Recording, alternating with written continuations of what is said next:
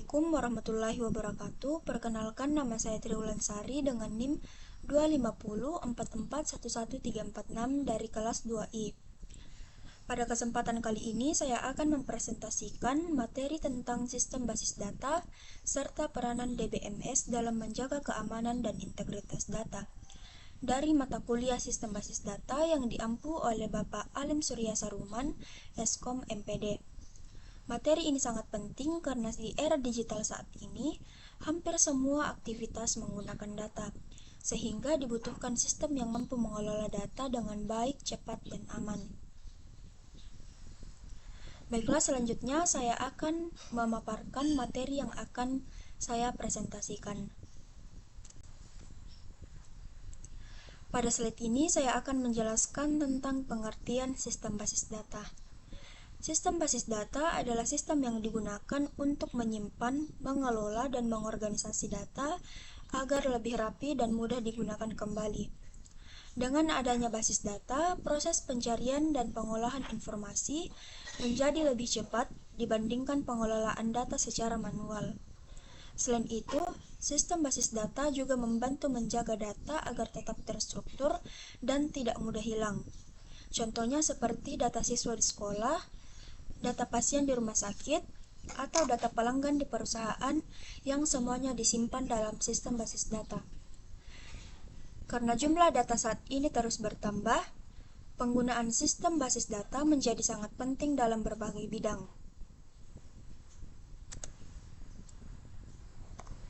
Selanjutnya yaitu komponen-komponen dalam sistem basis data. Yang pertama ada perangkat keras atau hardware, seperti komputer dan server. Komponen ini digunakan untuk menjalankan sistem dan menyimpan seluruh data. Yang kedua ada perangkat lunak atau software. Misalnya DBMS yang digunakan untuk mengatur dan mengelola data di dalam sistem basis data. Kemudian ada data, yaitu informasi utama yang disimpan dan diproses di dalam sistem. Misalnya data siswa, data transaksi, atau data pelanggan.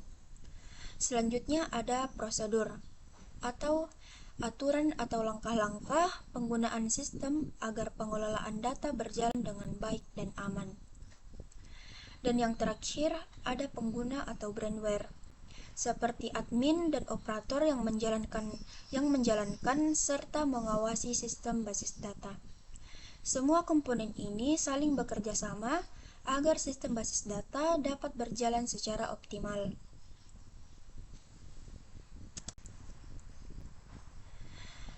Selanjutnya, saya akan menjelaskan mengenai fungsi dari basis data. Fungsi yang pertama yaitu mempermudah penyimpanan data dan pencarian data. Jadi, data bisa ditemukan lebih cepat saat dibutuhkan. Yang kedua yaitu mengurangi duplikasi data supaya data yang sama tidak tersimpan berulang kali dan data menjadi lebih rapi. Fungsi berikutnya yaitu meningkatkan keamanan data karena sistem bisa mengatur siapa saja yang boleh mengakses atau mengubah data tertentu. Selain itu, basis data juga membantu mempercepat proses pengolahan informasi karena data sudah tersusun secara sistematis. Dan fungsi yang terakhir yaitu membantu pengambilan keputusan karena data yang tersedia lebih akurat, lengkap, dan mudah dianalisis. Dengan adanya basis data, pekerjaan menjadi lebih efektif dan efisien dibandingkan sistem manual. Pada slide ini saya akan menjelaskan beberapa manfaat dari sistem basis data. Manfaat yang pertama yaitu pekerjaan menjadi lebih cepat. Dengan adanya basis data, proses penyimpanan dan pencarian data dapat dilakukan dengan lebih mudah dan efisien. Manfaat kedua yaitu mengurangi kesalahan dalam pengolahan data. Karena data sudah tersusun secara rapi, kemungkinan terjadinya kesalahan atau data ganda menjadi lebih kecil.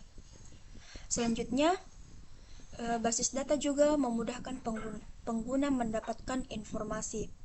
Data yang dibutuhkan dapat dicari dengan cepat tanpa harus mencari secara manual. Selain itu, Data menjadi lebih aman dan terjaga karena sistem basis data memiliki pengaturan hak akses dan keamanan data. Dan manfaat yang terakhir yaitu meningkatkan efektivitas kerja dalam organisasi karena semua data dapat dikelola dengan lebih teratur dan sistematis.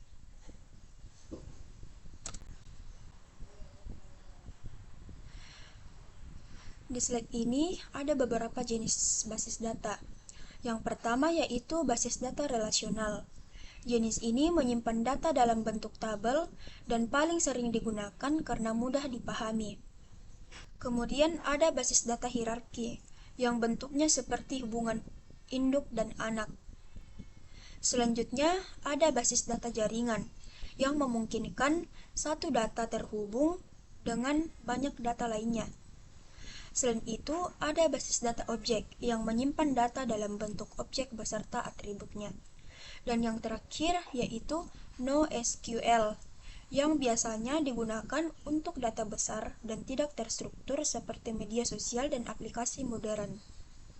Setiap jenis basis data memiliki fungsi dan karakteristik yang berbeda sesuai kebutuhan pengguna.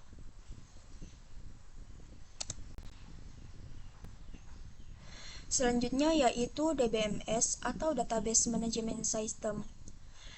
DBS merupakan software yang digunakan untuk mengelola basis data. DBMS membantu pengguna saat melakukan input data, mengedit data, maupun menghapus data dengan lebih mudah. Selain itu, DBMS juga membantu menjaga keamanan data dengan mengatur hak akses pengguna, sehingga tidak semua orang dapat mengakses data tertentu. DBMS juga membantu mengurangi redundansi atau duplikasi data supaya data tetap konsisten dan teratur. Contoh DBMS yang sering digunakan yaitu MySQL, Oracle, dan PostgreSQL. Dengan adanya DBMS, pengelolaan data menjadi lebih praktis, cepat, dan aman.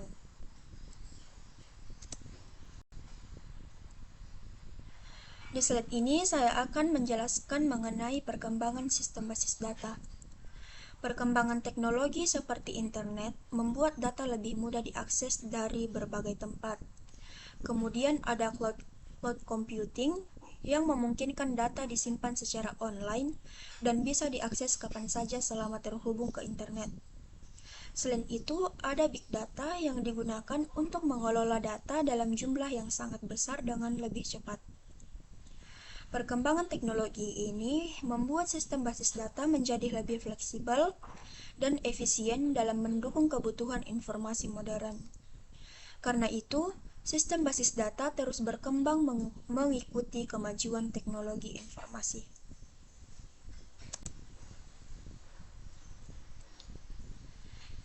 Selanjutnya ada tantangan sistem basis data. Tantangannya ada 5, yaitu tantangan yang pertama ada keamanan data. Karena sistem ini banyak ancaman seperti hacking dan pencurian data. Kemudian ada serangan cyber yang dapat merusak sistem dan mengganggu pengelolaan data. Selain itu, juga ada risiko kehilangan data akibat kerusakan sistem atau kesalahan pengguna. Kebutuhan kapasitas penyimpanan juga semakin besar karena jumlah data terus bertambah setiap hari. Dan yang terakhir yaitu pengelolaan data yang semakin kompleks karena data yang digunakan semakin banyak dan beragam. Karena itu, sistem basis data harus terus dikembangkan agar tetap aman dan efisien.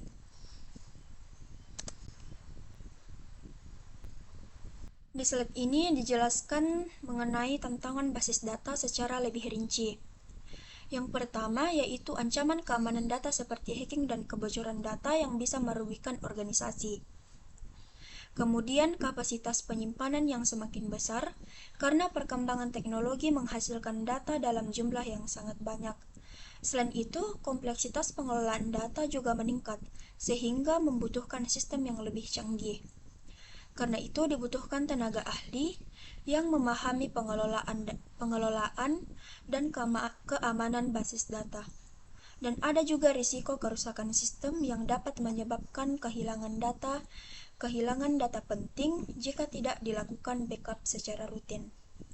Tantangan-tantangan tersebut menjadi hal penting yang harus diperhatikan dalam pengelolaan basis data modern.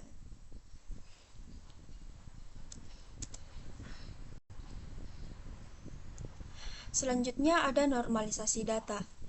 Normalisasi data adalah teknik untuk membuat struktur database menjadi lebih rapi dan teratur. Tujuannya untuk mengurangi duplikasi data dan menjaga integritas data supaya informasi tetap konsisten. Selain itu, normalisasi juga mempermudah pengelolaan database dan mengurangi kesalahan data. Dalam normalisasi terdapat beberapa tahapan, yaitu first normal form, second normal form, dan third normal form. Tahapan tersebut dilakukan agar struktur database menjadi lebih efisien dan mudah digunakan. Selanjutnya, peran DBMS dalam sistem basis data. Yang pertama ada mengatur akses pengguna, sehingga hanya pihak tertentu yang dapat membuka atau mengubah data. Kemudian, menjaga keamanan data melalui sistem password dan hak akses pengguna. Selain itu, DBMS menyediakan fitur backup dan recovery data untuk mengantisipasi kehilangan data akibat kerusakan sistem.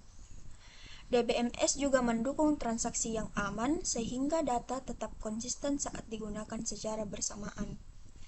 Dan contoh DBMS yang sering digunakan yaitu MySQL, PostgreSQL, dan Oracle. Dengan adanya DBMS, pengelolaan data menjadi lebih aman dan efisien. Next. Di slide ini saya juga akan menjelaskan pengaruh basis data dalam organisasi. Basis data membantu pengambilan keputusan karena menyediakan informasi yang akurat dan terpercaya. Selain itu, basis data juga mendukung analisis data sehingga organisasi dapat mengetahui perkembangan dan kebutuhan yang ada. Basis data juga mempermudah kerja antar bagian karena semua bagian menggunakan sumber data yang sama. Dengan adanya sistem basis data, pekerjaan menjadi lebih efektif, cepat, dan terorganisasi. Karena itu, sistem basis data memiliki peran penting dalam mendukung keberhasilan suatu organisasi. Jadi, dari pembahasan tadi dapat disimpulkan bahwa sistem basis data memiliki peran yang sangat penting dalam pengelolaan informasi di era digital. Basis data membantu proses penyimpanan, pengolahan, dan keamanan data agar informasi dapat digunakan dengan lebih efektif dan efisien. Selain itu, DBMS juga berperan penting dalam menjaga integritas dan keamanan data. Walaupun ada berbagai tantangan seperti keamanan data dan kompleksitas pengelolaan data, perkembangan teknologi membuat sistem basis data terus berkembang dan semakin bermanfaat dalam berbagai bidang kehidupan.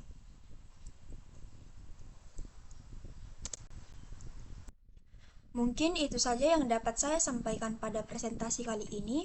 Terima kasih atas perhatian dari Bapak Alim Surya Saruman, Eskom MPD. Mohon maaf apabila terdapat kesalahan dari penyampaian materi maupun penjelasan saya. Saya akhiri dengan ucapan wassalamualaikum warahmatullahi wabarakatuh.